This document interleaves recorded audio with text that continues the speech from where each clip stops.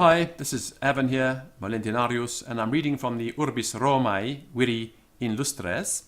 If you are interested to listen to more of my Latin audio, I've got an enormous audio catalogue which you can find at latinum.org.uk, and you can access that via Patreon. It's a subscription service, and I've been building up the audio catalogue for over 10 years now, so it's quite substantial. Here is an excerpt. It's about the war against Pyrrhus, and it's talking about Gaius Fabricius. So around about the year 278 BCE. And here we go. So, ex legatis, qui ad Pyrrhum de captivis redimendis venerant, fuit Gaius Fabricius. Cuius postquam audivit Pyrrhus magnum esse apud Romanos nomen, ut viri boni et bello egregii, sed ad modum pauperis, eum praecetris honorifice ac liberaliter habuit, eique munera atque aurum obtulit, quae omnia repudiavit Fabricius. Postero die, cum illum Pyrrhus velet exterrere conspectu subito elephanti, imperavit suis ut Fabricio secum conloquente, bellua post aulaium admoveretur, quod ubi factum signo dato remotoque aulaio, repente bellua stridorem horrendum emisit et proboscidem super Fabrici caput demisit. Sed ille subridens. Neque heri me aurum tum pelexit, neque odie pertere fecit bellua. Fabrici admiratus virtutem Pyrrhus illum secreto invitavit, ut patriam deserret secumque velet vivere.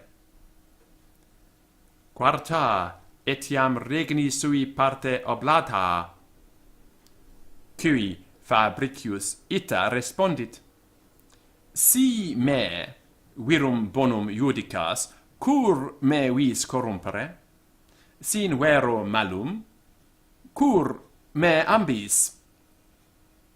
Anno interjecto, omni spe pacis inter Pyrrhum et Romanos conciliandae ablata, Fabricius consul factus contra eum missus est. Cumque vicina castra ipse et rex haberent medicus regis. Nocte ad Fabricium venit, eique policitus est, si praemium sibi propossuisset, se Pyrrhum veneno necaturum. Hunc Fabricius vinctum reduci iussit ad dominum, et Pyrrho dici, quae contra caput eius medicus spopondissit. Tunc rex admiratus eum dixisse fertur.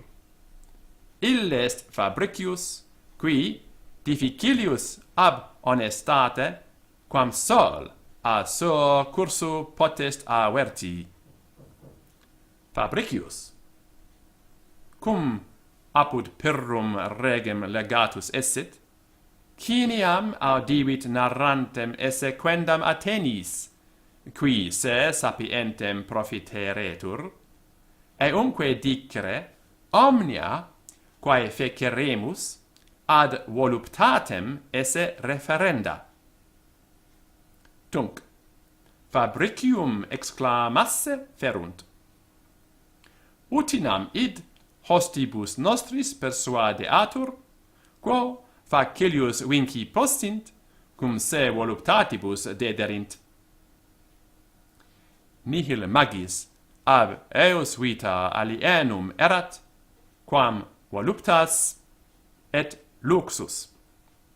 tota eius supellex, argentia salino uno constabat, et patella ad usum sacrorum, quae corneo pediculo sustinebatur.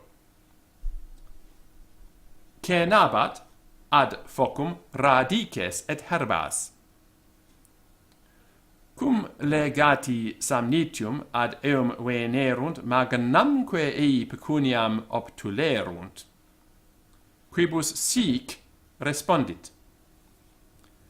Quam diu cupiditatibus imperare potero, nihil mihi deerit, vos autem pecuniam ad eos, qui hac indigent reportate.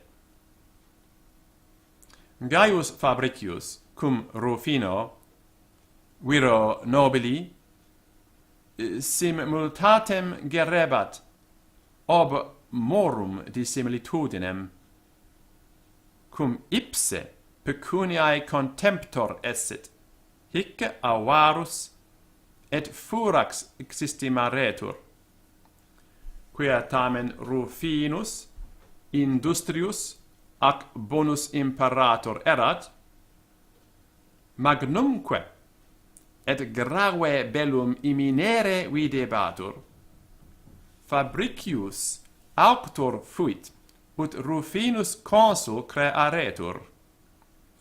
Cumque is de inde Fabricio gratias ageret, quod se homo inimicus consulem fecissit, hic respondit, non esse mirandum, si compilari quam venire malu isset. Eondem postea Fabricius censor factus senatum movit, quod argenti facti decem pondo haberet. Fabricius, omnem vitam in gloriosa paupertate exegit, adioque inops decessit ut, unde dos filiarum expediretur, non relinqueret. Senatus, patris sibi partes desumsit, et datis ex aerario dotibus filias conlocavit. Pyrrhus, cum adversus Romanos parum profecturum se intellegeret, Siciliam dicionis suae facere statuit, inde rediens cum locros classe praeterve heretur, Thesauros fani proserpinae intactos ad eam diem spoliavit, atquita pecunia in naves imposita, ipse terra est profectus. Quid ergo evenit?